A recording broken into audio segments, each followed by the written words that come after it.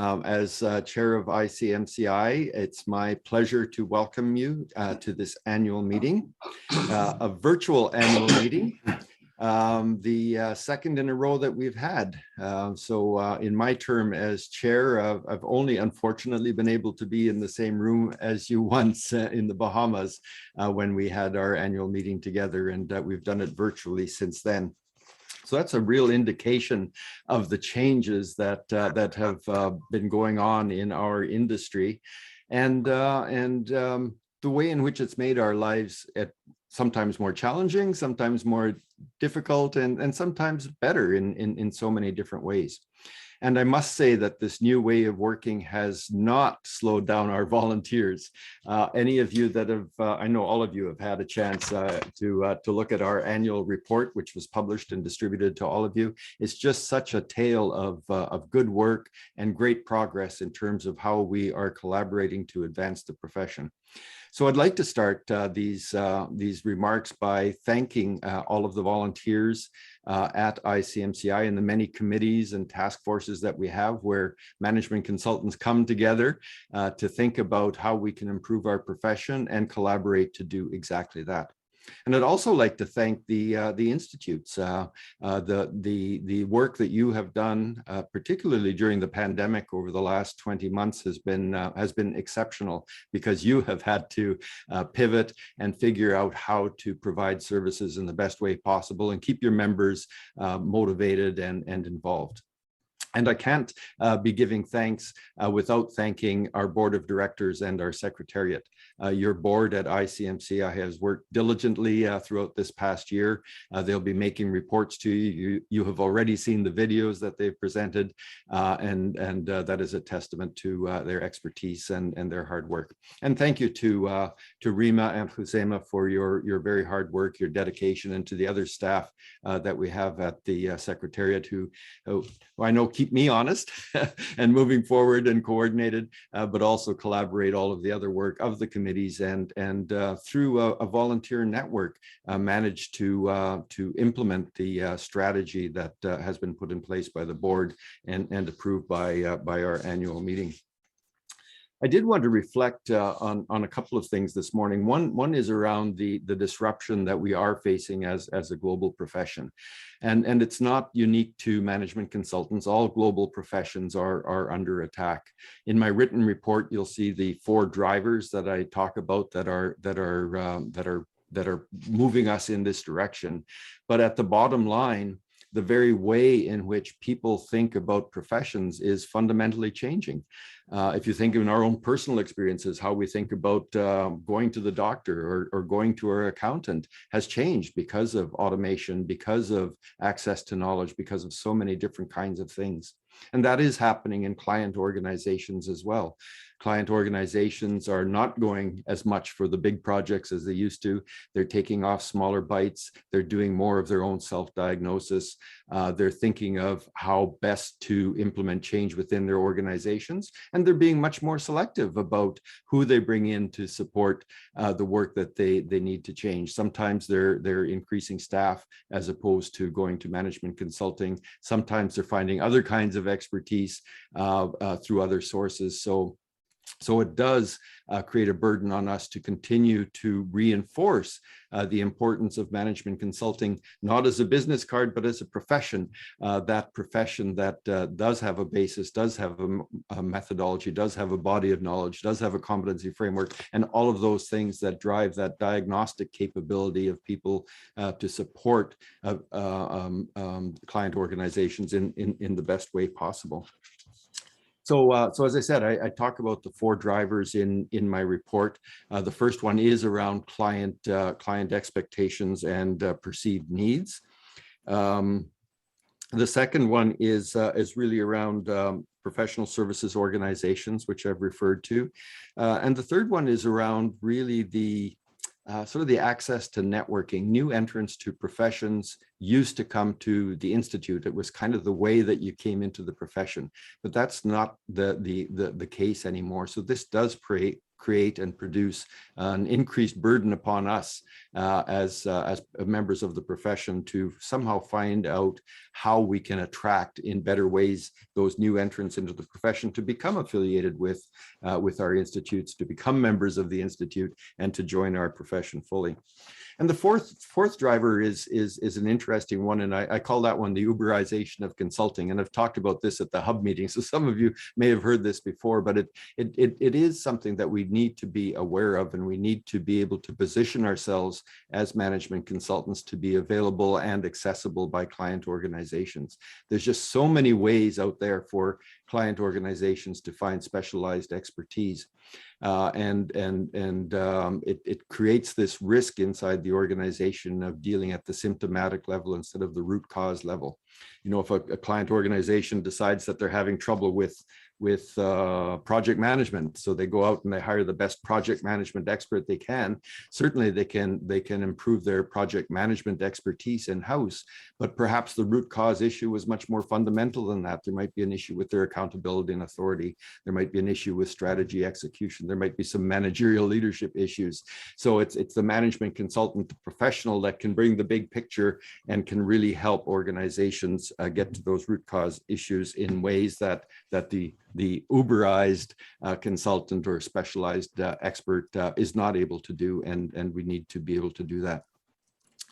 So this leads to a lot of the work that we've been doing at the board level, thinking about the strategy going forward and how we do support our institutes to ensure that we can create this environment where anyone who joins the who professes to be a consultant, as opposed to becoming a self-proclaimed guru, can in fact join the profession, be affiliated with the institute, become a member of the institute, get their professional development and continuous education through the institute, and really be able to take advantage of that global network that is available to them. However, I know that each of you as institutes through the 2020 Onwards Task Force, we've talked to all of the institutes. There is fundamental change going on now at the institute level. Fundamental questions like, what is an institute? What are the geographical boundaries of an institute? How do we, at the institute level, reach out to those that are within our territory to do that? And questions about relations across borders. You know, borders are starting to come down. It's easier and easier for consultants to work across borders, and for individuals to reach out to others in different parts of the world. So you'll be seeing in resolution number 5 coming up shortly that we will be, as the board, implementing a working group to look into this specifically, to figure out how we, as your global body, the Institute of Management Consultants, ICMCI, can work with the Institutes of Management Consultants to figure out how best to collaborate at the global level with other professional organizations, to see how we can broaden and learn our outreach and learn how to outreach into other parts of the world. So in closing, I just wanted to reflect a moment on institutes, because in these times and the state of disruption, some of the issues I've been talking about, some would question the importance of institutes. I'm of the exact opposite mind. I think institutes are as important as ever. Whether they look the same as they used to is a different question. I think that's an open question indeed. But whatever it is, whatever form it takes, this ability for management consultants to come together, to share information, to learn from each other, to network is incredibly important. So we need to keep our eye on that and our focus on that. And as far as the future, we can expect increasing uncertainty. There's no question of that. The pace of change is continuing to increase, both across industries and across professions. The way in which we develop and provide services, the way in which client organizations respond to the changing environment, all of those are continuing to change. So for that independent, objective observer, the management consultant, to have that line of sight across sectors, across industries, to be able to bring insights across different sectors is really, really important. And we need to continue to reinforce that both as a profession and to our client organizations. And disruption in terms of our profession is here to stay. There's no question about that. So we need somehow to stay ahead of the curve. And I think this is where the role of the institutes and the role of ICMCI comes to the forefront, to learn from each other and to share information so that we can continue to improve the profession. And one of the major steps of that we'll be hearing about today in terms of our competency framework. Digitization and virtualization, I don't need to say much about that because all of us know how important and impactful that is being. But as management consultants in our own profession, we do need to take a leadership role to figure out how to increasingly automate our services to make them more effective, cheaper, easier to deliver, and through virtualization, deliver those services more effectively to client organizations. And through that learning in terms of automation and virtualization, we can extend that knowledge to support our clients in doing exactly the same thing. It becomes incredibly important as we go forward. So collaboration is the key. There's just no question about that. I've said that enough times in my address today. We need to, through collaboration, get this deeper understanding of the needs of our businesses. We need to be able to work with them to have that ability to identify the root cause issues that are in the way of organizations being as successful as they possibly can be. We need to be able to continue to suggest alternative solutions for client organizations, help them see past that symptomatic first response and really help them get to those root cause issues that can result in sustainable change. And we need to figure out how to work with the clients to walk that last mile to ensure that in addition to coming in with solutions for clients, we're able to work with them inside their organization to support that change and to ensure that it's sustainable and that they are going to be able to maintain that success going forward.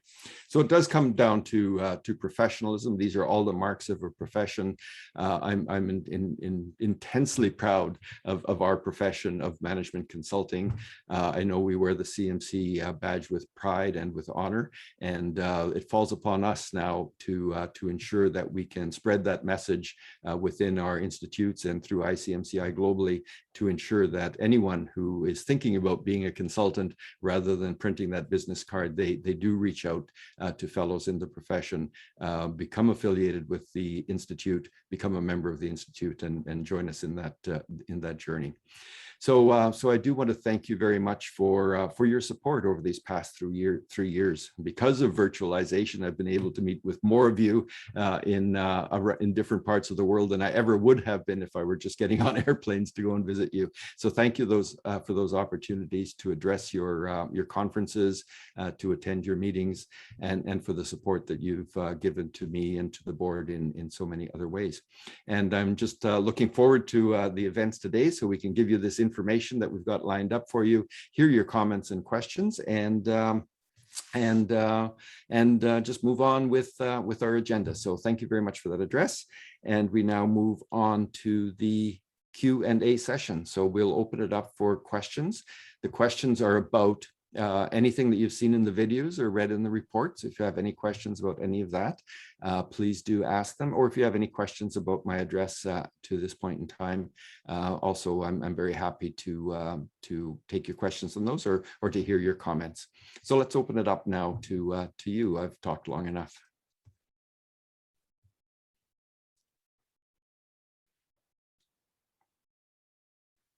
Rima, have there been any questions at all come in on the chats? None so far.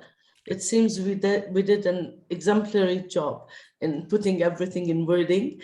It seems everything is clear. Everyone knows the way ahead, understands what was written. So okay, I'm well, happy that there are no questions, actually. Excellent. And it's not closed. This session is for you. So I know I asked you to ask questions quickly. So do think about it. If anything comes up, do put it in the chat as we're going through the meeting. We have 90 minutes together. and we have some great information for you. So perhaps if we structure this a bit more, we'll turn it to Jeremy now, who will introduce us to the resolutions and the voting processes. There, you may have some questions on that specifically, and after that we can come back if there's any questions come up in the meantime. So Jeremy, I'll hand it over to you. Okay, thanks very much, Dwight. So hello everyone, and thanks for getting up early or late or whatever time it is for you. It's still dark here, which is why I'm a bit brightly illuminated by a spotlight above.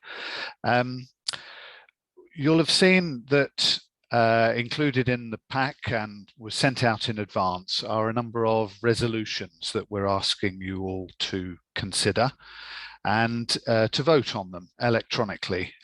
Yesterday, I know that information was sent out to help you access the voting system.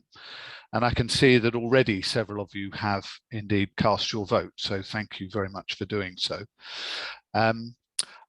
What I'd like to do is talk you through each of the resolutions and explain what they're about and offer you the opportunity to ask any questions about them at any stage. And I wonder, therefore, either Kuzema or Rima, whether you could put these on the screen somehow. That would be good. I could share my screen with them on, but it might be better if you put them up officially. Can you do that, please? Fantastic. Thank you. So you should be able to see now on the screen just the title slide there that mentions the resolutions. We have 6 resolutions to consider, and they're listed on the next. Can you roll over the slide, please, to the next one?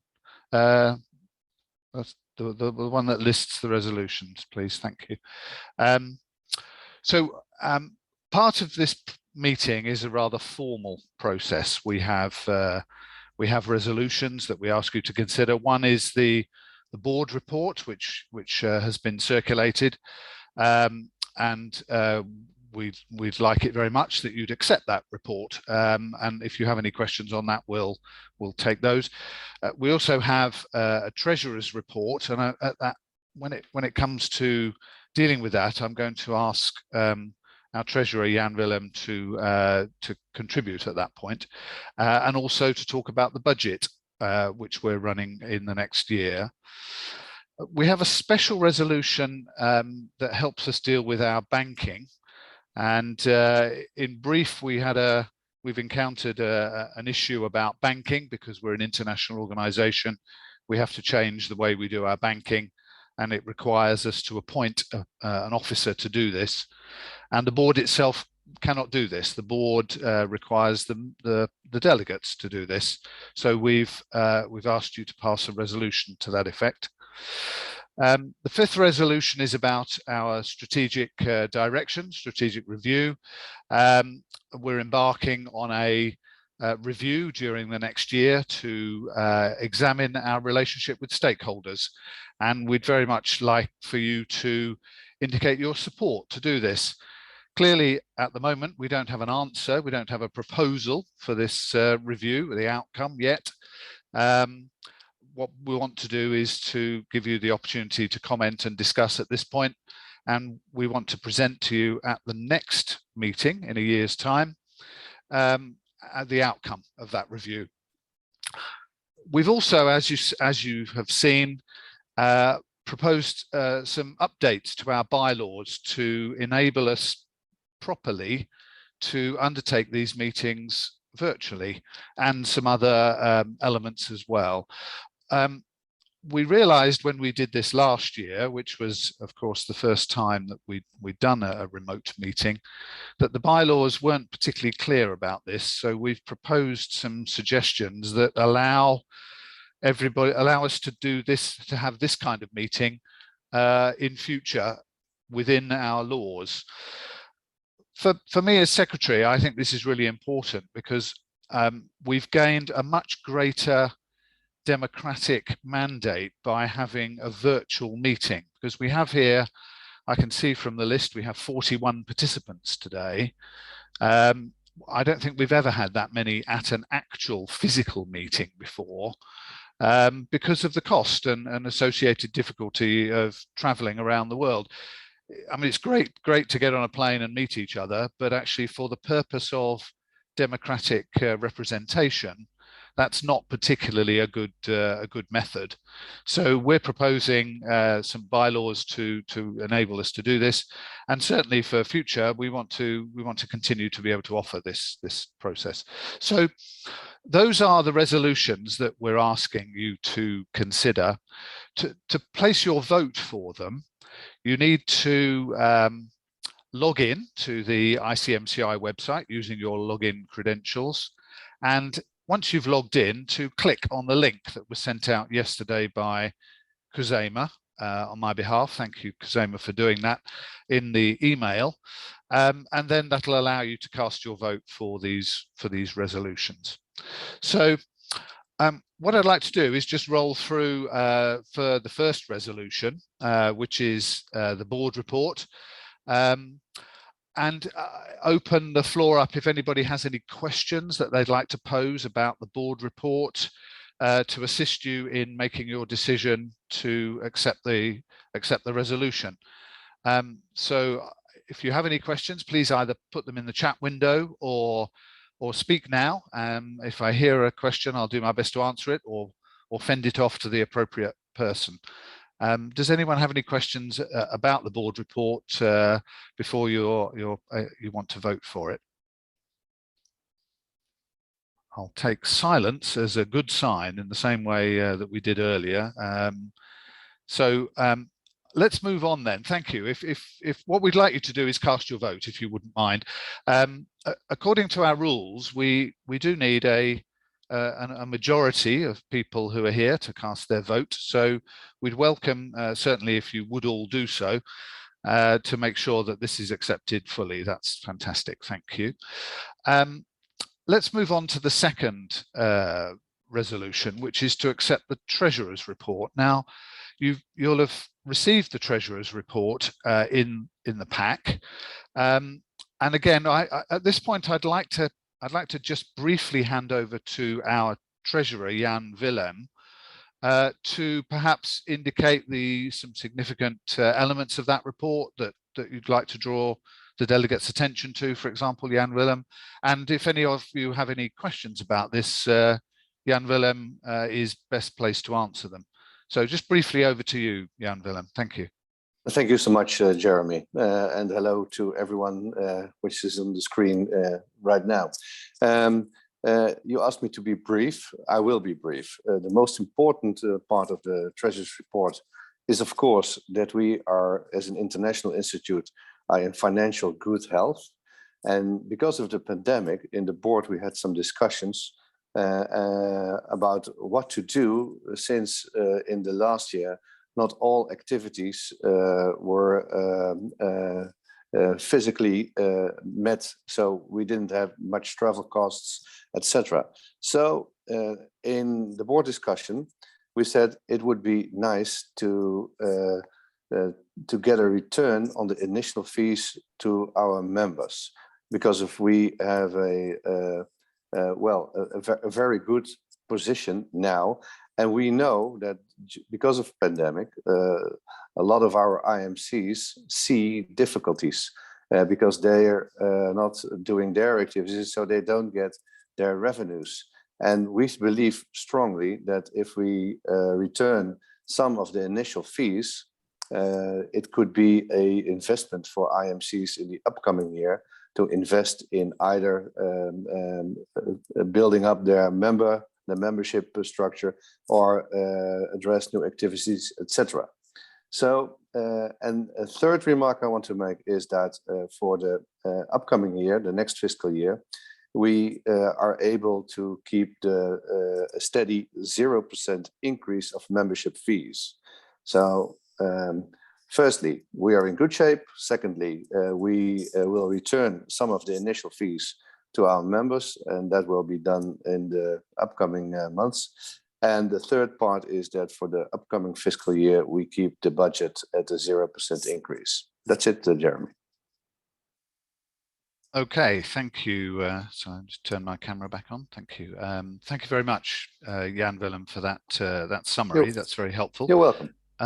Does anyone have any questions that they'd like to pose to the Treasurer about the report, particularly perhaps the issue of refunds, which, as Jan Willem mentions, we discussed in the board at some length to recognise the difficult conditions that everybody's been suffering from in the last year with COVID and so on.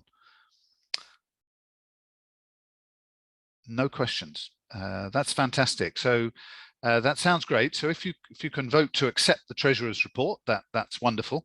But Jan Willem, you're not off the hook yet. I'd like to move to the next resolution, if I may, which is about the budget for future years. So can we roll to the next resolution, please? Thank you. So we have a system, as I'm sure delegates will remember, that we deal with the budget on a 2-yearly basis to look ahead. And what we want to do here is to confirm the budget for 2022-23. And any comments or questions on the budget for 21-22 we can also answer. So Jan Willem, back to you. Perhaps you could briefly tell us about the main points on this one, please. Well, main points on this one is that, of course, as I said, that we will keep the membership fee at the 0% level. That's the basic part of the budget for upcoming years. But on the other hand, of course, our membership structure is shifting a little bit. We have had some IMCs who left us, and of course we have to deal with that, and we have to recount the membership fee for every individual member.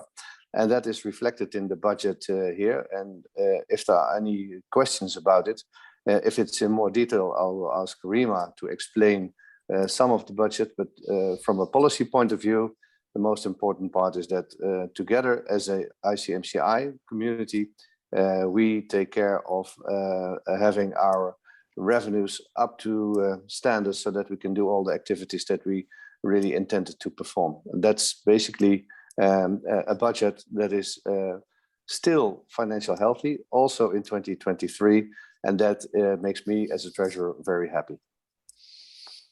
Okay, great, thank you. So if there are any questions about this, please say them now, or write them in the chat window if that's an easier way for you to do this. That would be great. Okay, no questions. So that's good. Thank you very much. So again, if you can cast your vote for this resolution, that would be very helpful and appreciated. Thank you. I can see, just as a procedural question, that someone's asked about the voting process. When you log on and go to the voting screen, you will see that you have the opportunity to cast your vote for all the resolutions that are listed there. As far as I know, because this is the first time we've done this, so so we're discovering the system here. If you cast some of your votes and then leave, you may not be able to return. So it's quite important that you cast all of your votes for the various resolutions in one go. And if that means waiting until we've discussed them all, then that's fine, no problem at all. We'll give you some time towards the end of the meeting to cast your votes, and I can feed back immediately how much progress we're making on those as the messages come in. So I would say also your votes are confidential. Nobody else can see your votes, obviously, apart from us. We obviously have the totals and we can understand what's going on. So let me move on then. The fourth resolution is a special one for this year that we found. If I may, sorry to interrupt, but there is a question from Alan Blackman, and it's about the budget. So yes, I see. Thank you. Okay. So thank you, Alan. I didn't notice that coming up in the chat window. Thank you, Rima. Jan Willem, can you see that question in the chat window? I hope so. Could you answer the question from Alan? He's asking that, is it the intention that fee refunds will be treated as a discount from next year? I guess the alternative is that actually a payment is made by way of a refund. What's the process, Jan Willem? He's right. In the upcoming contribution scheme, you will see that we discount it from the membership fee for the upcoming year. That's the most easy way to do it. So in total, we have around 20K that will be given back to already paid initial fees for the last year. And for the upcoming year, it will be a discount. The percentage, of course, is related to the percentage of your own IMC contribution to the ICMCI budget. And therefore, it will be deducted from the initial fee for upcoming year. Yeah, easiest way to do it. Okay, thanks, Jan Willem. Alan, I hope that answers your question okay. It's administratively much simpler for us to do it that way, but clearly if institutes are finding themselves in difficulties in any respect, please talk to us, and you know, we're happy to have a discussion about whether or not that's the best approach for everyone. Certainly, that's our starting point to make life easier. Thank you. Great, thanks, Alan. That's fine, and thank you, Rima, for reminding me to look at that. So let me return to the fourth resolution. I can briefly explain this, and or Dwight, maybe you've been involved in the detail of this particular problem. Maybe it would be better, perhaps, if you were able to explain to everybody the need for this particular this banking compliance role, and the reason why we need a resolution to do this. For sure. So this is a result of our financial situation with our bank, which has been in the Netherlands for many years. In these days of money laundering going around the world, if one were to think of the perfect structure for setting up a money laundering system, you'd have a Swiss verein organization in Switzerland with virtual offices in different parts of the world, and member organizations all around the world transferring money back and forth to each other, which is exactly how we operate. So from the banking perspective, there's a lot of compliance issues that they have. And in a global sense, our budget just really isn't that high. There's not a lot of money to be made by a bank for us. So earlier this year, we were informed by our bank in the Netherlands that they were no longer going to accept us as a customer. So after some wonderful negotiation by our treasurer, Jan Willem, they agreed to extend that deadline to the end of this year. So ideally, our solution is to have a bank in Switzerland where we are legally registered, so that our bank is in the same country where our home is, in terms of where our bylaws are filed, and our license to operate is given. So in order to do that, though, you do need someone that is resident in the country to open the account, to manage the account, and so on. We tried, believe me, in many different countries to get a bank in place, and that's pretty much a standard requirement now. So we felt that the solution would be to name a bank compliance officer, someone who is resident in the country that will manage our banking affairs. Certainly they're accountable to the board. Our executive director would oversee them and so on, but we do need a person that's resident in the country. Typically, a board of directors can just do that. You know, a board can appoint an executive director, can appoint staff officers to do various work that is within the authority of the board. But when our bylaws were changed in 2018 from the 2016 version, a clause was put in place to work out to change the voting structure in terms of the the secretary and the treasurer no longer being elected by the delegates, but to be appointed by the board.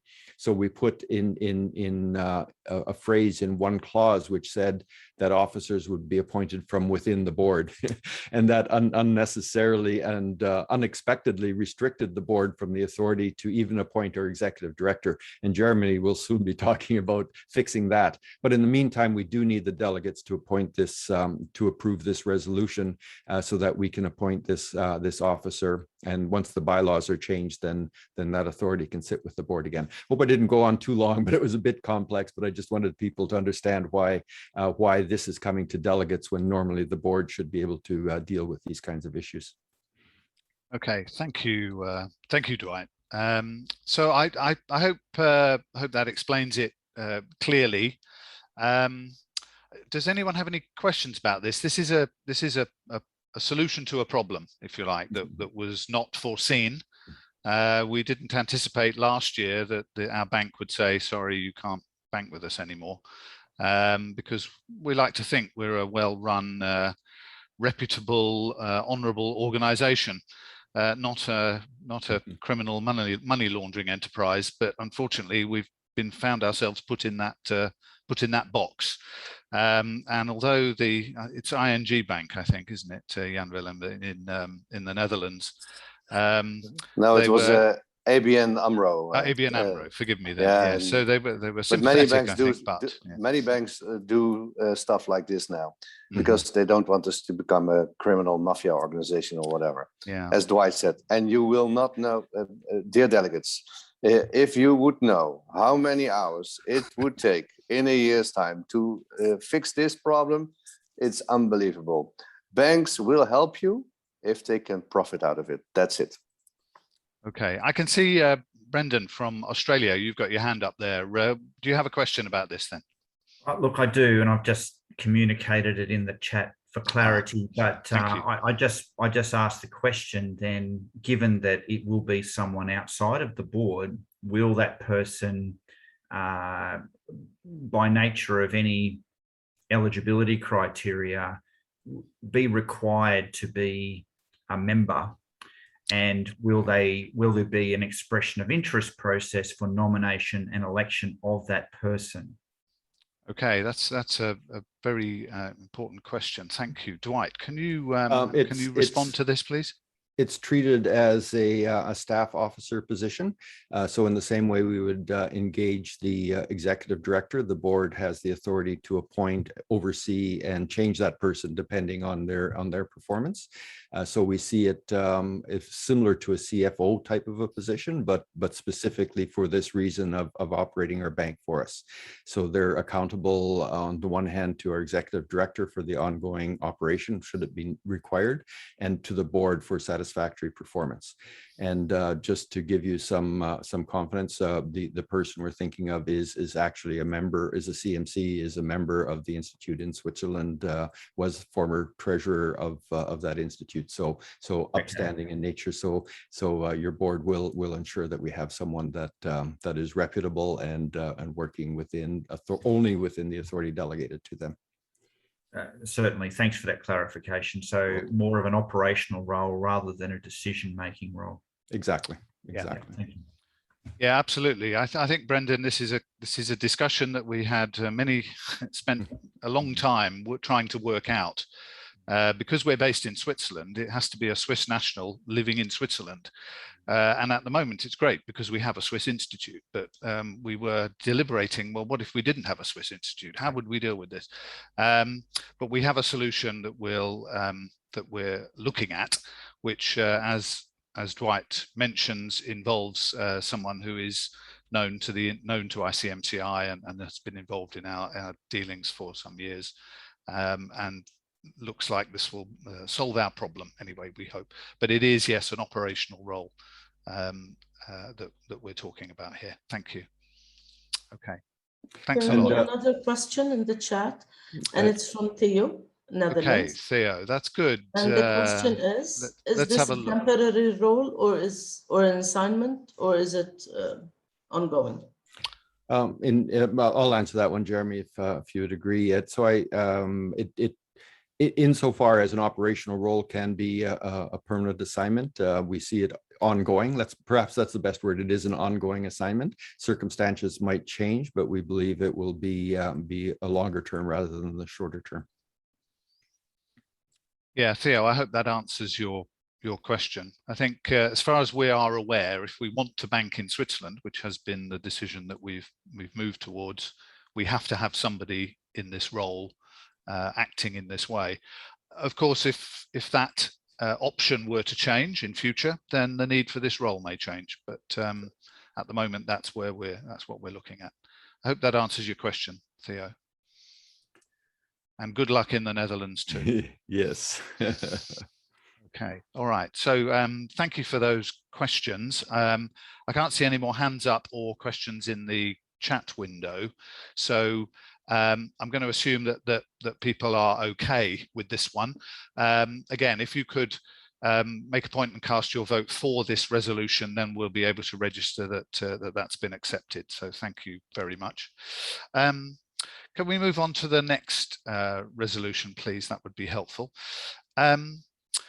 So one of the things, and this is about our stakeholder review, one of the things that the board has been discussing over the year has been our engagement with stakeholders in the profession who are outside institutes, such as large multinational consulting firms, such as trade associations, such as international standards bodies, multinational banking organizations, NGOs, and so on. And we know that some country institutes have very good relationships in that respect, but that other countries don't. They're not perhaps big enough or don't have the necessary connections.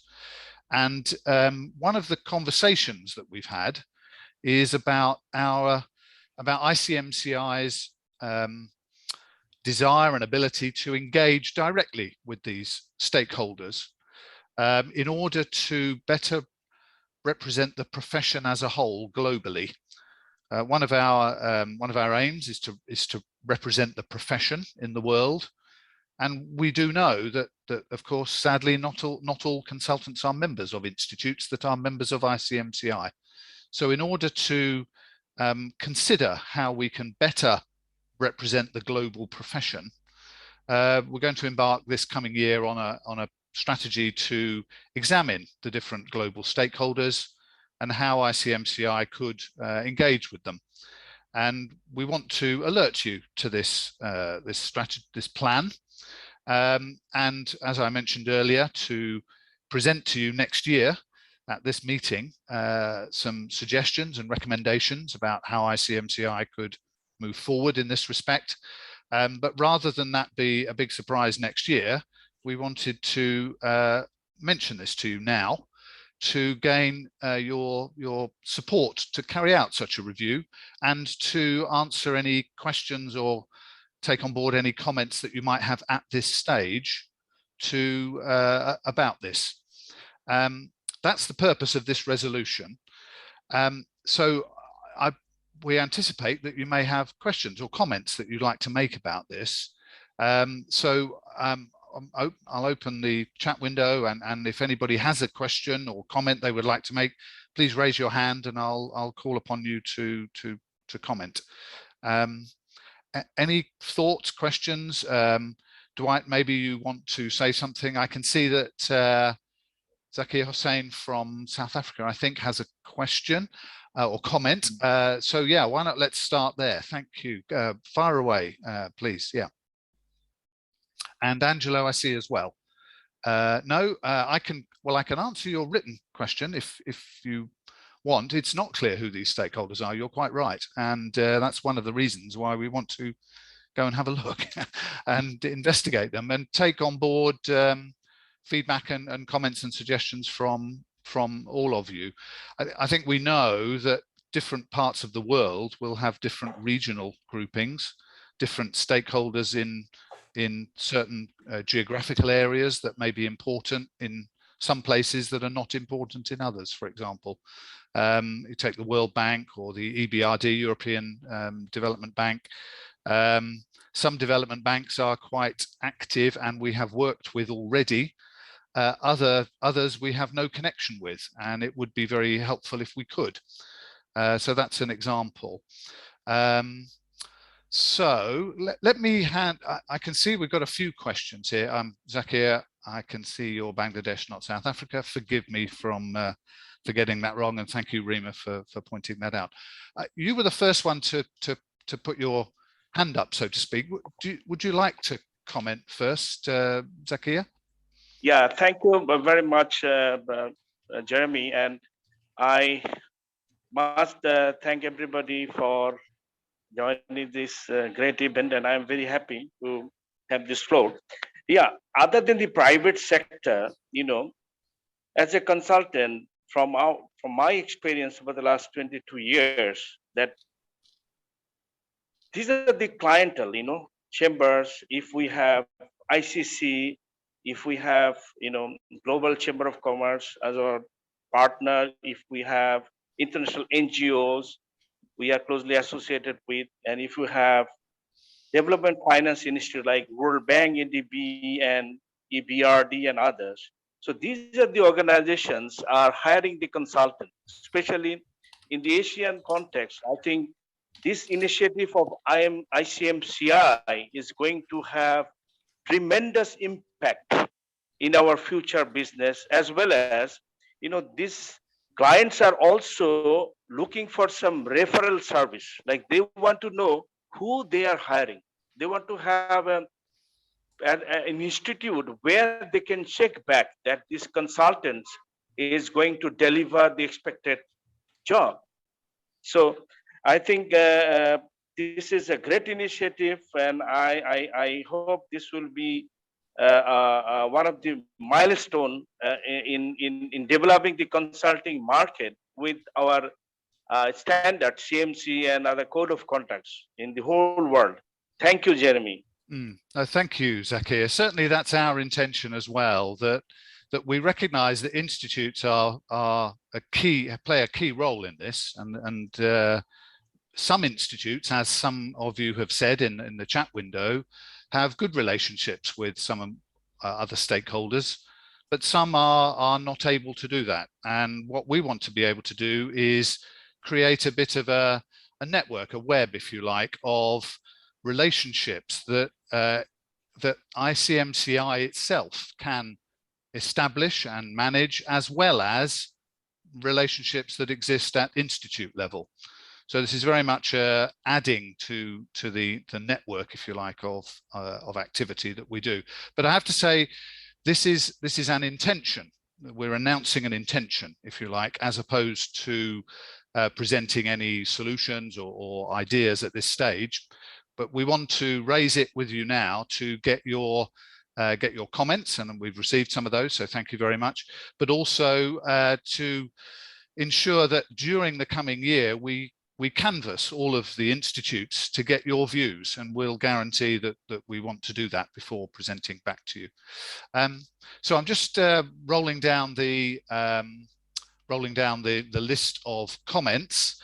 I can see, so Zakir, Angelo, you've commented about it's not clear, and you're right. This is one of the things that we need to clarify. We don't know who they are, all of them, and how the best way of engaging with them is, whether or not local institutes have that responsibility, and if they do, how we would manage that process, and how we would leave it to local institutes to own things. I can see, Rogero, you mentioned that a few of the large firms were indeed members of AMCF, but that no longer exists. Can you perhaps elaborate on that? I see you've got your hand up there. Yes, by all means.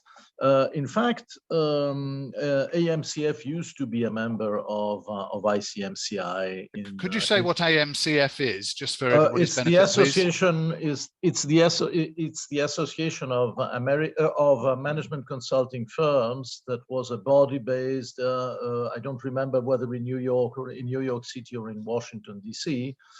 and which catered to, let's say, some of the very big names of the consulting world in the US. And for a number of years in recent times, they had I mean, they organized superb events because, of course, it is easier to have some management gurus coming down from Harvard, MIT, and so on to New York City to present their latest books and latest thinking. But they had, for quite some time, they had problems with the positioning, feeling that the need for such an organization was no longer warranted. And at the end of the day, they decided to dissolve the organization back in 2016 or 17, I think. And so the question remains, since some of the large, I'm not saying all of them, but quite a few of the large consulting organizations were member of the AMCF and were perhaps not member of any other national institute. How do we engage those players, which certainly represent a very large share of the revenue generated in this industry? Yes, that's absolutely right. And it was certainly one of the questions on our minds too, about the best way of doing this. Obviously in Europe, there is a similar organization that you'll be aware of that represents consulting firms. And most countries, or many countries, have trade associations that represent the firms. And our issue is how should we engage with them as well as professional institutes? Because very often there are large communities of consultants in those organizations that we have no connection with. And if we seek to represent the profession, then actually we have to have some way of engaging with these people. So, and thank you, Ruggiero. And I can see Alan in Australia. You know, you have very active connections with organizations like this, as you've mentioned in the chat window. Other countries have relationships with business schools and university associations, and of course there are global networks of those as well. So what we want to do is make sure that we explore this territory and fully, and we come back to you next year with some recommendations about how we can, in effect, increase our reach and increase our influence, not by trying to get more institutes on board and not by assisting institutes to get more members, because we do that anyway, but actually to enlarge our network. And so we'll come back to you next year with this one and work out different ways of doing this. And our intention is, as I say, to come back to you next year with a plan, having consulted you all in the first place. So what I'd like to do, I see, Ruggiero, you have your hand up also. By all means, could you make a comment, and then I'd like to move on, if you don't mind, just to give everybody the opportunity. Yes, this time will be a very short. It will be a very short comment. May I suggest that in your process you contact one of the past presidents of ASCO in Switzerland, who used to have a very large network at the top strategy consulting firms, and was able to have them for, say, an evening chat every year. So I'll write the name down in the chat room. So so that you have a way forward. Thank you, Ruggiero. That's very helpful. Okay. Well, thank you all for your comments. I can see that they're really supportive, and I'm pleased to hear that, because that's certainly our intention, is to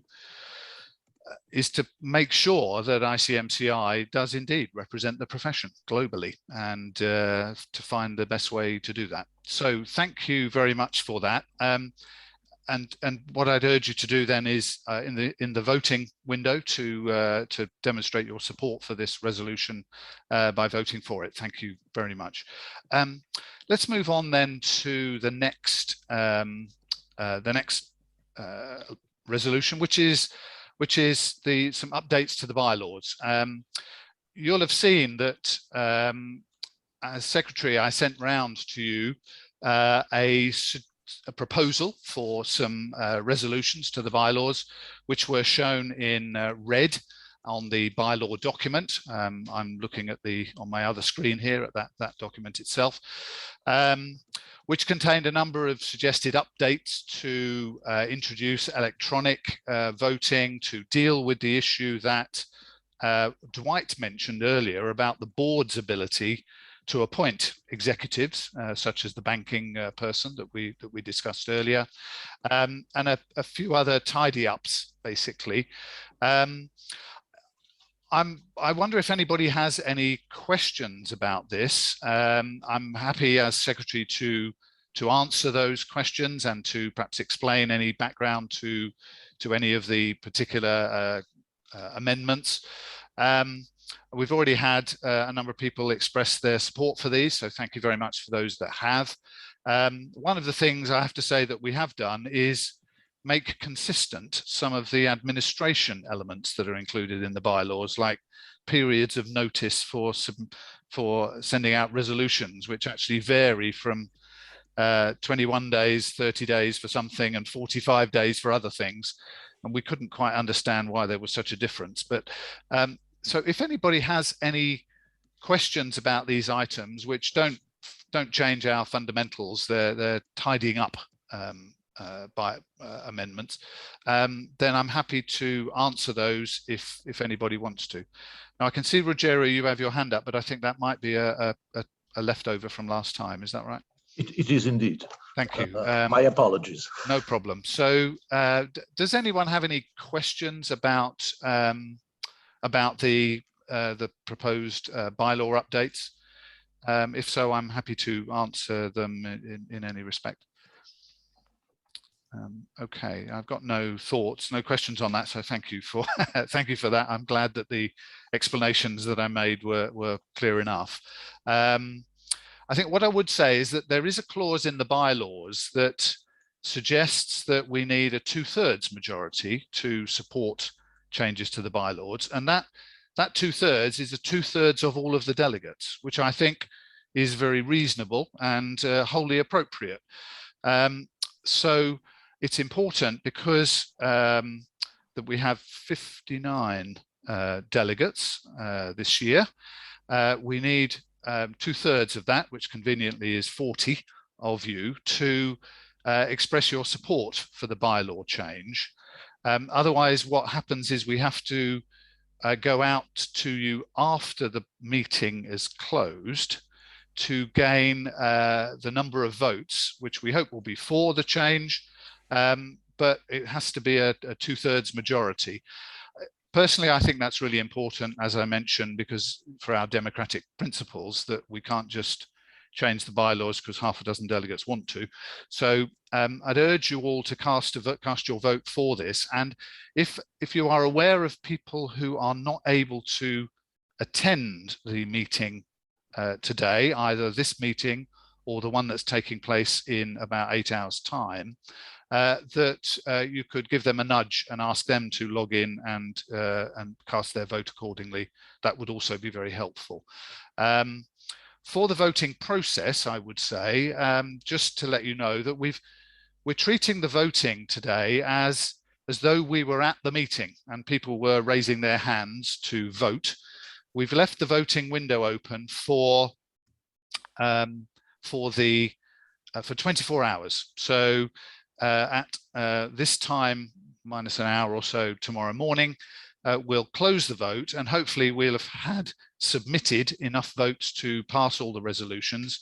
If not, we'll be coming back to you all to ask those who weren't able to vote to cast their vote after the meeting, and we have a process by which this can be done. So that's right, Angelo. You can vote after the meeting until 24 hours have elapsed. If, as I said, there are insufficient votes that have been cast, particularly for the bylaw resolution, we will then need to invoke the process by which votes can be cast up to 45 days afterwards. And once a a decision has been reached, the number of votes cast has been reached, we'll let you know, either for or against, of course. Okay. So Alfred, you had a question about the details. Is it possible in the future to elect the chair also from among the delegates? Okay, the process that we have at the moment for electing the chair is slightly different from all other board members, that the chair is directly elected.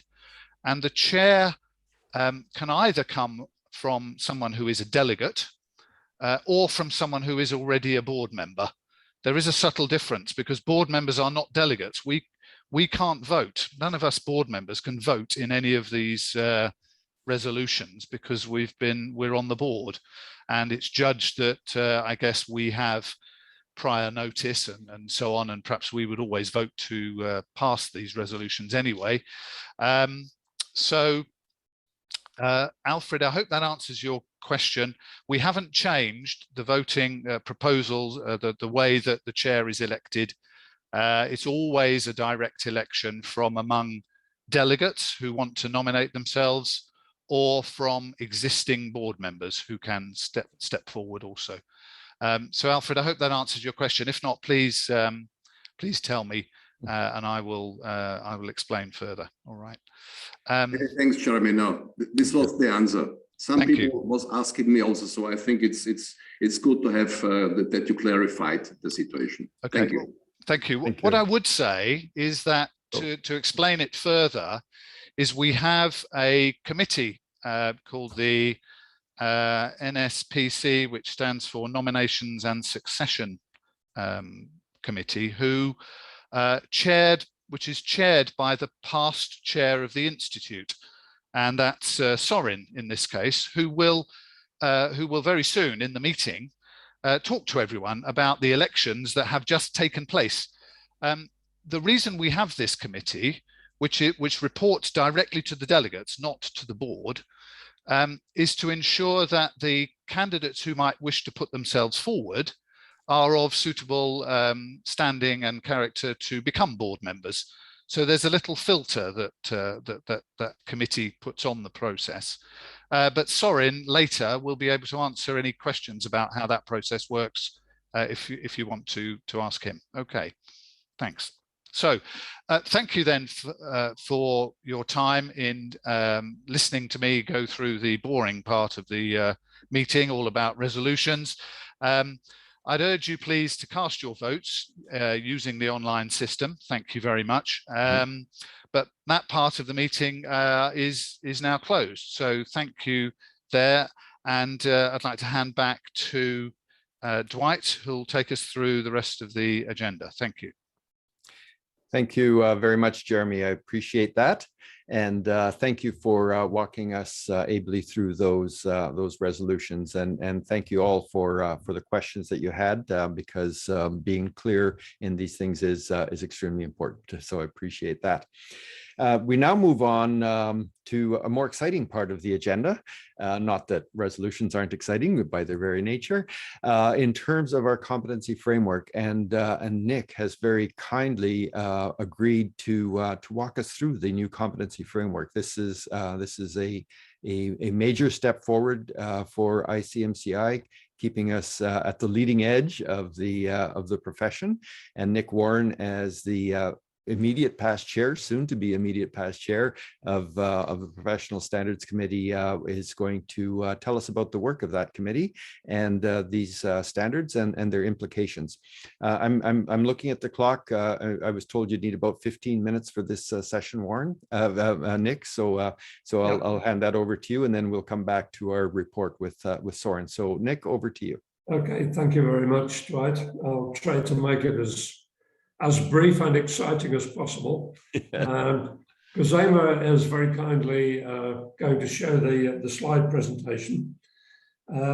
So yeah, we're launching a new updated competence framework now in 2021 to supersede the framework that's been in place since 2014.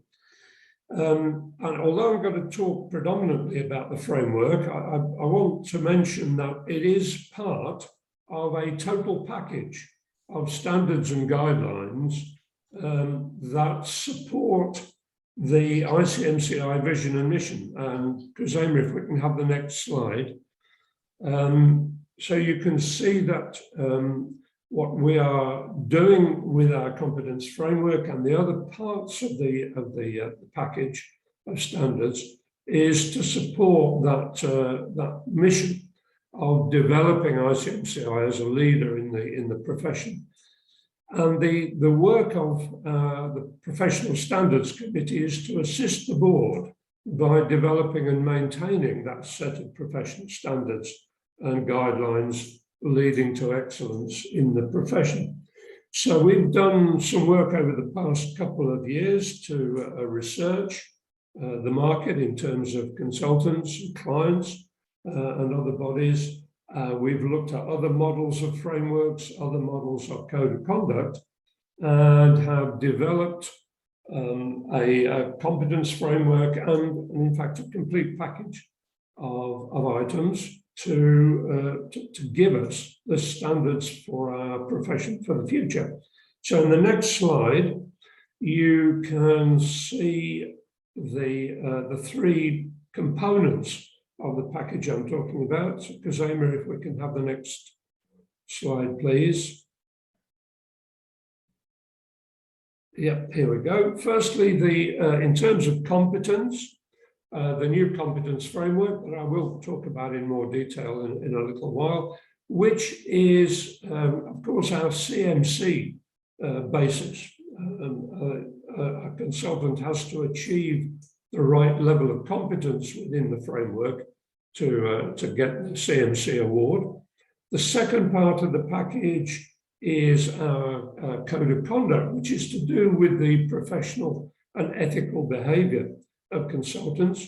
And alongside the new competence framework, we're also launching an updated code of conduct as well, which is very much linked to the United Nations Society Development Goals, because this is a key area of our future in consultancy. And the last element of our standards, of course, is ISO 20700 and the ICMCI project self-declaration checklist, which we developed. So this package gives us individual competence, ethical and professional behavior, and the right process for doing consultancy. So let's have a quick overview of those three components one by one. The framework itself is all about the collection of knowledge and skills and experience that a consultant needs to demonstrate in 4 areas that you see below: about business insight, about consultancy practice, about consultative behavior, and about ethics and professional conduct. And I'll talk in more detail about the framework itself just now. Next overview is about the code of conduct, and here the specific updates to our code include, obviously, clients still remain the body of people to whom we have most responsibility in our consultancy work. But over the years, it's been recognized that consultants have an increasing responsibility for society itself. And this is why we've really beefed up that area of the code of conduct for the future in terms of consultants acting in a way that builds society and protects the environment and so on. Consultants also have a responsibility for their own organization, whether they're a sole trader or part of a big partnership or firm. They have a responsibility to protect the reputation and follow the codes of conduct and the values of their organization. Consultants have a responsibility to their colleagues in terms of support, and also have a responsibility to the profession of management consultancy in terms of protecting its reputation and development. So that's the new code of conduct in very brief. And then the last part of the package is, of course, our old favorite ISO 20700 and our in-house project self-declaration checklist. which is recognized as the best practice for applying the standard in a consultancy project. It's comprehensive in that it covers all areas required in a project. It's universal in that it can be applied to any type of project, any type of client. It's flexible. It doesn't tell a consultant what they have to do. It provides a set of guidelines for the best practice that they should follow. And it's beneficial not just for consultants, but also for clients, in that it provides this common framework, common understanding between consultant and client. And also it's a very good evaluation aid for a client to judge whether a consultant has done a good job for them. Okay, so let me move on now to talk in more detail about the competence framework itself. Some things you will notice about the framework when you see it is that the style of wording is descriptive, not prescriptive. This is not a document that tells consultants what they should do or shall do. It is a document that describes what consultants at certain levels of competence will normally demonstrate in the way they do their consultancy work. So it's written in a way that it's easy for assessors to actually look at a consultant evidence that's provided and see how it matches to the description at various levels of competence. So it describes the principles, the knowledge, skills, and experience that a competent management consultant demonstrates. It's gender neutral. All personal pronouns are non-gender specific, so it's they and their and theirs. It contains 3 achievement levels: foundation, CMC, and profession leader.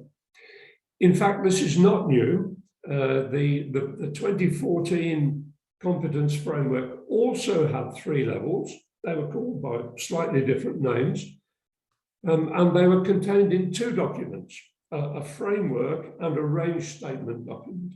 In the new framework, we've combined those 2 documents together.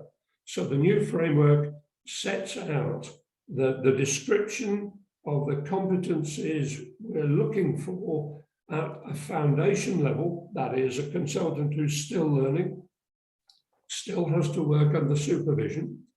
At CMC level, which is where a consultant can operate independently without supervision, fully competent to do everything that's required in a consultancy project.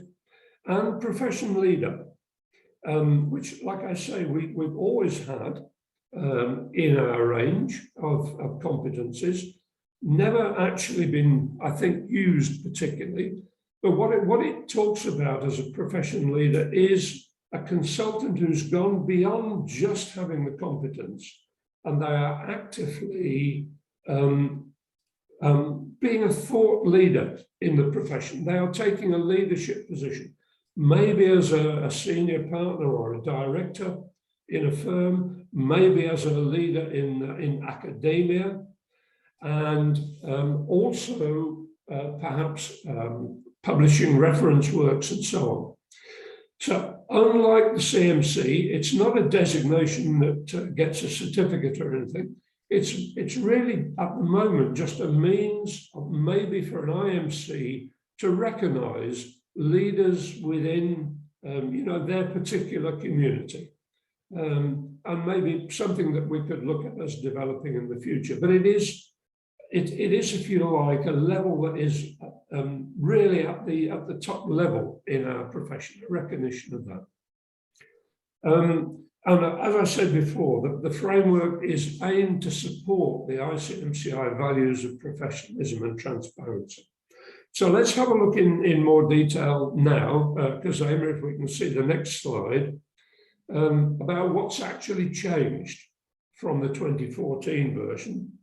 First of all, we have put more emphasis on IT skills, and we're talking here about the basic IT skills of effective communication and administration. So sort of office applications, emails, social media skills, those sort of things. that a consultant needs to be effective and efficient. On top of that, we've also added now a lot of stuff about awareness of and ability to apply the latest technology for diagnostics and solutions.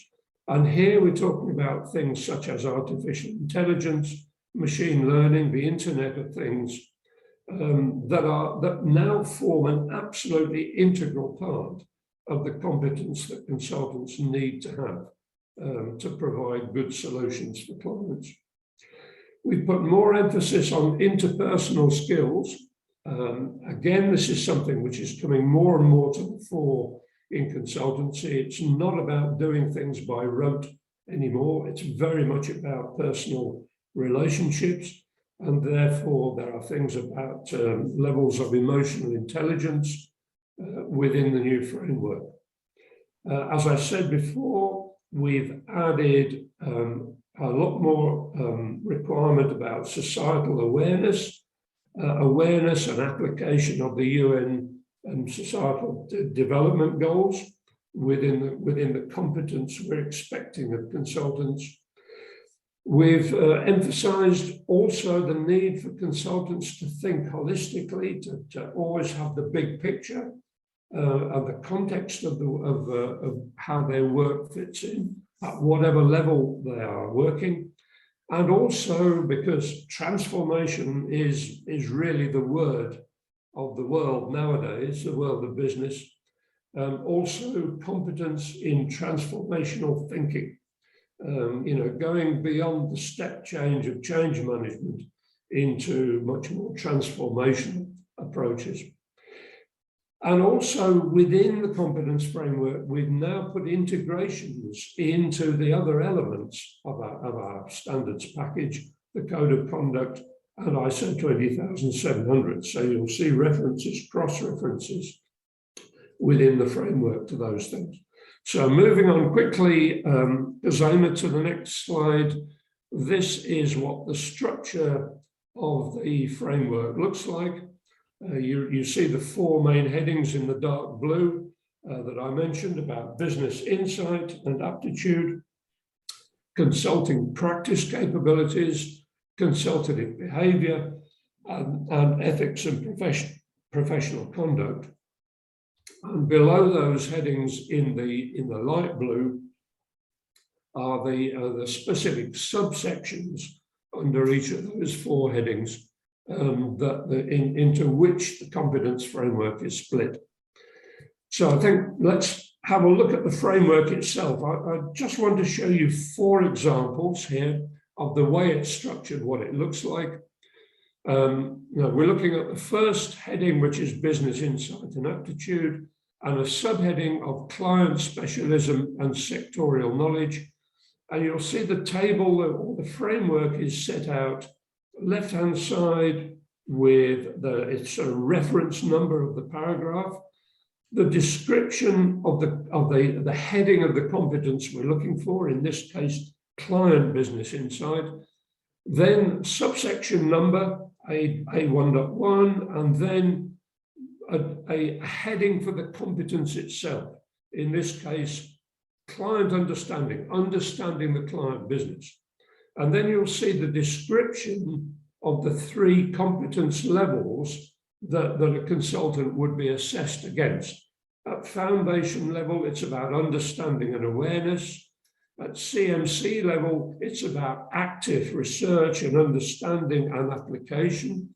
And at the profession leader, we're talking about depth of knowledge across a wide range of disciplines and so on. So that's the general structure of every element of the framework. The next slide, Kazema, please, is practice capabilities, subheading assignment and engagement management. Again, how a consulting project will be managed. And here we're talking about sub-competencies of assignment managed process, focus on the content of the assignment management processes and so on. So again, all the way through the framework, we have the competence description and then a description of the level of competence that a consultant needs to reach but specifically at CMC level, which is where our CMC assessment would take place. The next one, quickly, Zoma, is about practice, consultative behavior. This is where we start talking about consultants managing their own work and managing others, taking leadership roles, and so on. And then the last heading, number 4 heading in the next slide, is about the professional and ethical behavior. If we can have that slide, Zoma, please. Okay, ethics and professional conduct.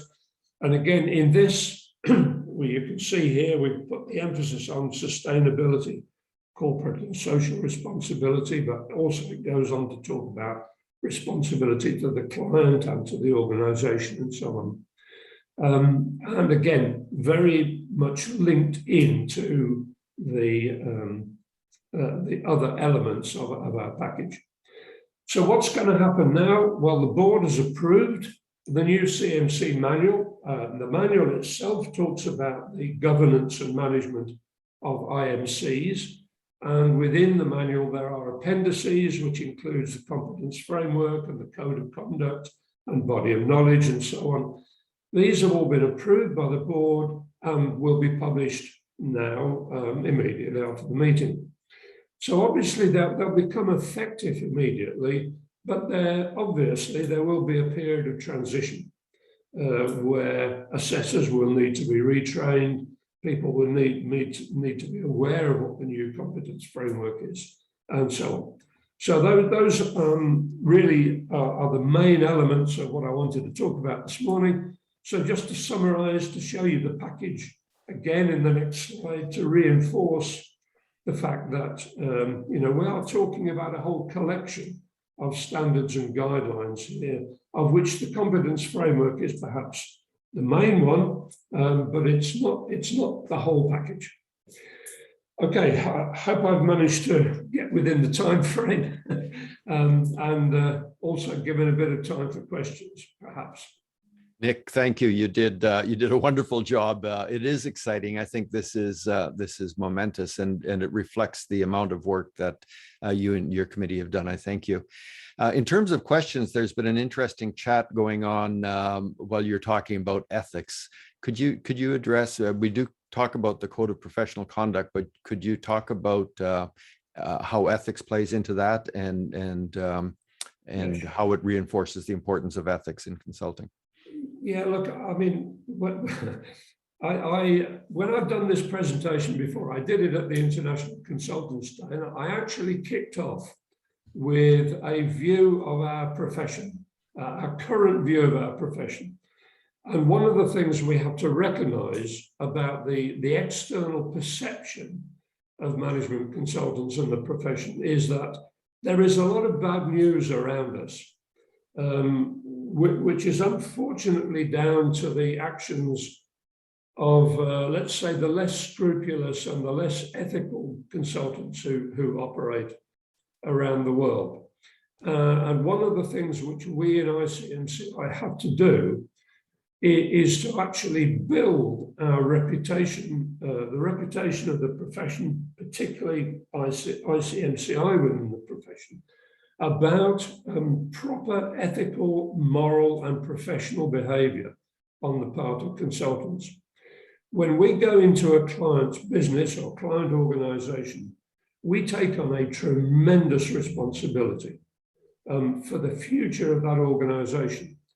The advice that we give them can make them great or can ruin them, could spoil their reputation, could spoil our reputation. And therefore, one of the key things which we need to work on in our profession is ensuring that everybody that calls themselves a management consultant does behave in a proper ethical fashion. And I'm not just talking about, respecting confidentiality and intellectual property rights and so on.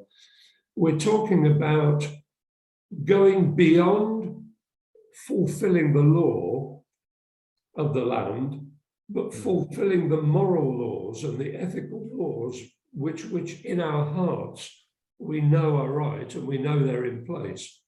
And so why we're putting so much emphasis on this is to try and get the view across to the outside world that we are a group of consultants who are totally committed to proper ethical and professional behavior in order to best serve the interests of our clients and the best interests of society. Thank you, Nick. I think that took longer than the competence framework. No, we got that. Excellent. No, and I sense the passion and ethics is there, and it does need to be reflected. So thank you for that. One last question before we move on, and I realize we will be going a bit over time. There's been much more interaction and questions than we had last year, so we had estimated time based on that. So I think it's a good thing that it's taking longer, because I very much appreciate these interventions. There's one question from Namrod, and that is whether the common body of knowledge has been updated to reflect the new competency framework. Yes, short answer. Very good. And you have an invitation for Olga, from Olga. I'll invite her to reach out to you directly. She'd like you to speak at an upcoming event. So it obviously was an exciting presentation. I appreciate that. So, Dwight, thank Dwight, sorry Yes, to Rima. interrupt. There was another question from Kiran. May I I thought cover that had been answered in the chats, but perhaps we should have Nick address it as well. Okay. Nick, the question from Kiran is about, do we now have 3 certificates, or is it only the one No. CMC? There is only one, at the moment, there is only one certificate, and that is for CMC, Certified Management Consultant. The level below foundation and the level above professional leader are just recognitions that there are levels around the CMC. There's no certification available for them. The only certification is for CMC, but there is an opportunity maybe for IMCs to recognize leaders within their organizations in their country as having gone beyond just having the competence and providing leadership within the profession as well. Thank you. Okay. Thank you. Thank you very much, Rima. I appreciate your flagging that, and thank you for those answers. And thank you, Nick, for a great presentation. And I know there will be many questions, and we have a good period for implementation. So I know you'll be getting many more questions as we go along. So in the interest, here to help. Thank you. Thank you very much. I appreciate that. So excellent. I can now move on. Soren, as chair of National Succession and Planning Committee, Nominations and Succession Planning Committee, NSPC. Over to you, sir. Thank you very much, Dwight. I say hello to everyone around the screen. All screens, not only the one that I see right now. So I'm moving from one to another to recognize faces. I fully subscribe to what Nick has presented, in the sense that ethics is in our ADN. It's in our blood. So it's obvious that we believe in it and we know it's right. And when you reach that moment, you can be actually a real management consultant. But this is not my task. My task is the last task that I'm fulfilling. Not now, is going to be in 8-hour times. It's to tell you about the election process. It's always very nice when you have the last position as chair of NSPC. You are actually handing over the chairmanship of the organization to somebody new. And as you all know, we had the election process. The election process was rather long, was from 1st to the 8th of October. We had 47 votes out of 59, which to me is not exactly what I was expecting to have, but this is something that the new board and the new chair should take care in involving more and more the delegates into the deal. The NSPC Alfred is member of NSPC, so his question was more political than was really something to be clarified for himself.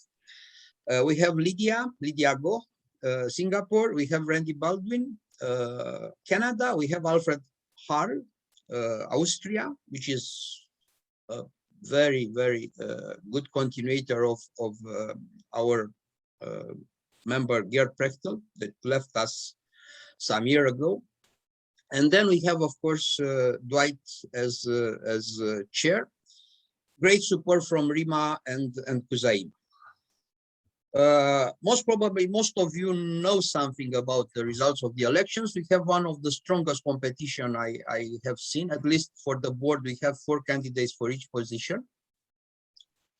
While for the chairmanship were 2 very good friends of us and of mine, competing once against the other, so was most probably the worst task I ever had in ICMCI to tell them the results. I will not make it longer because we know we are already 5 minutes after the deadline. So the new chair of ICMCI as elected by the delegates is Robert Bodenstein. And of course, we are going to congratulate him. Is not an Austrian, it's an ICMCI guy. So the Austrians, don't be so happy, okay? It's not your merit. And yeah, it's very difficult. I will not say more. And in the board, we have 2 new members, and in alphabetical order are Tamara Abdel-Jaber. Tamara should be somewhere around here. I've seen her. It's on the other screen. Yes, there she is. And the guy that made our life interesting, but also very busy in the last quarter of an hour, it's Nick Ward. I want to thank to all 8 candidates to the board member. I would say something that I haven't said before. Everyone received more than his own vote. So actually it was a competition that was very well distributed. So don't think that some of them receive only 1 vote. It's not the case. And I wrote them and I urged them to stay close to the organization. Don't see just the election, but there are many other things to be done. I want to thank all the delegates that voted. I want to encourage all those which are not involved in the voting process, at least to vote the resolutions of Jeremy, our secretary. I want to thank the NSPC, which I think that there is a good base for the future. And I want to assure you that NSPC consider the best option for the future of the organization, and it will continue for sure to support this. So that's it for my purpose. Thank you very much, Soren, and congratulations to all of the successful candidates. And I would also like to say thanks to the unsuccessful candidates. I know it takes something to put your name out there, and I appreciate that, because it just shows the desire of people from around the world to support us in our global movement, and I appreciate that very much. And as Soren so well said in his email to all of the candidates, that please do be involved in whatever way possible globally, because we need your support in many ways. And congratulations now to the directors. Thank you, Soren, for that report. Very much appreciated. Elections are the most exciting part of everything, because this is our democratic process, and this is the way that we ensure that we're governing ourselves appropriately. And I do thank you for that. It now brings me to the final speech and closing remarks. I went on at length in the opening speech, so I don't have much to say now, except to thank you very much for this participation. The fact that we're going a bit over time really does reflect everyone's desire to participate and to ask questions and so on. This is not the end. If you have more questions that you want answered, please reach out by email to Rima or to myself or to any of the directors. And then we do have a second session, which will be starting in about 6.5 hours from now, aimed more for Europe and the Americas, but anyone is welcome to join. In closing, it's my great pleasure to reflect on. Yes, Dwight. sir, Dwight. yeah. Can I make a? Yes. I'd like to make a personal remark. Okay, please. Because please, I want to congratulate Robert with his election as new chair, and I was the other candidate.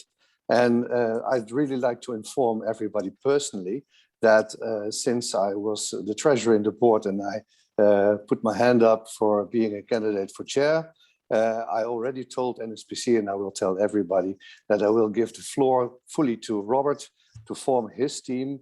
So at the end of the closing of the upcoming 8-hour event, I will step down from the board as a director and as treasurer to give the floor to the new team to do what they really want to do to bring ICMCI further on. That is something I really want to say myself as your treasurer still till the end of this day. Yeah. Thank you. Well, thank you. Thank you, Jan Willem. And I appreciate that. Can I add one more word? Sure. I'm sorry for being a little bit late and still have something to say. Well, it's maybe that's the thing I miss most, not seeing you in person, not meeting you at the bar after the meeting to discuss everything that has happened in the last couple of years. And I miss most to say thank you to you, Dwight, as you are the immediate past chair by tomorrow, I guess, or by today evening. And it has been wonderful working with you together. You are not leaving the board, you are still in the board. So don't be too shy to accept some more tasks. But I think that what you contributed a lot to ICMCI and therefore to the whole industry in the last 3 years and so many years before that. I want to say thank you for that. And I want to say thank you to 3 other people who are leaving the board. On top there is Soren, of course. He was the chair of the NSPC and as he mentioned, he's leaving the board. And I don't know how many years you served in the board or executive committee before that, but I cannot imagine that this organization is working without your contribution. And I think we need some procedure to find to still have some to grab you if we need you. I'm a little bit speechless now. It's really something that you contributed to the industry as well. And you made what you need to do. And of course, Dr. Hahn is leaving. I don't see him on the screen. I'm not sure if he's here, but he's not here because he might attend in the evening session. Thank you for that, Dr. Hahn, and of course, Jan Willem. Thank you for your kind words and thank you for what you did as treasurer and before that, and we have been member of the board for the last couple of years. I think it's 5 or 6 years before that. 4? Yeah. And as I said, that's something to discuss in person, from person to person, face to face, and say thank you to everybody. And unfortunately, we don't have a bigger podium, a bigger, a tool to say thank you to all these people who were working so much for ICMCI. Thank you, Robert. That was very well said. And in closing, I would like to formalize that a little bit because we do have, and it's my honor to have certificates of appreciation to those who have served. And Robert, you went through the list from your head exactly as I would. So I do appreciate you saying those kind words. I would like to start with Jan Willem and tell you that we do have a certificate of appreciation for you. And I am so sorry that I can't be here to hand it to you in person and to shake your hand and perhaps to have a glass of wine wine afterwards. But I do thank you for your support. I know you've been the chair of your own institute. You came in on the board and said, no, I don't want an officer role. I want to be working as a director. But when push came to shove and we needed a treasurer, you put up your hand and you did that work for us. And I do thank you for that ongoing support. You've added so much to our board. I'm sorry you're leaving. I understand your decision, but I know that we'll be working and collaborating in different ways in the future. So I look forward to that. The second certificate of appreciation we have is for Soren, and I can't add to the words of Roberts. I agree with them 100%. You've just been a landmark. You've been a role model for me because you started as a director of the board, then you went on to become treasurer, then you went to become chair, and then on to become past chair, which is exactly the path I'm following. So I have led by your example, and I've appreciated your counsel, and I also look forward to working with you in different ways, because I know you're not finished with ICMCI yet, Soren, even though you're leaving the board at the end of the next meeting later today. Nick, you've ended your term as chair of PSC, and we are very honored to give to you a certificate of appreciation as well, and thank you for your service. I think just based on the results that we saw today in terms of the new manual and the competency framework, there's no question this is just the edge of the what do they call it, the tip of the iceberg, because I know there's a huge amount of work that goes on at that committee, and that you've been exemplary in leading it. I think it's the other 9 members of the committee that actually deserve the certificates. Come on, as leader, I know you have to take the fall sometimes, so now I can take some of the glory too. Thank you, I appreciate it. Keong, we do have a certificate of appreciation. He served 2 terms, so 6 full years on the board, and has done an admirable job of doing his work on the board and liaison. I do hope he's at the next session so I can thank him in person. And also to Glenn Yanamitsu, who's the chair of the membership committee, is retiring this year after a full term serving that committee. And I know he will be on the America session, so I'll be thanking him in person then, but I wanted to acknowledge it now in front of his colleagues in the other time zones of the world. So that draws this session to a close, and I just want to thank everyone very much for your full participation. It's so nice to see you all again, and I'm looking forward to seeing you in 2022, and hopefully not virtually, maybe some virtually, but hopefully some face-to-face as well at some point. So thank you, and don't forget to vote, please. We've had the last update I had, I think 19 votes. So I know probably you want to just focus in on this event, and we'll vote immediately after you hang up. So please do that, and remember to remind your colleagues to also vote if they're not on the call now. So thank you very much. I draw this meeting now to a close.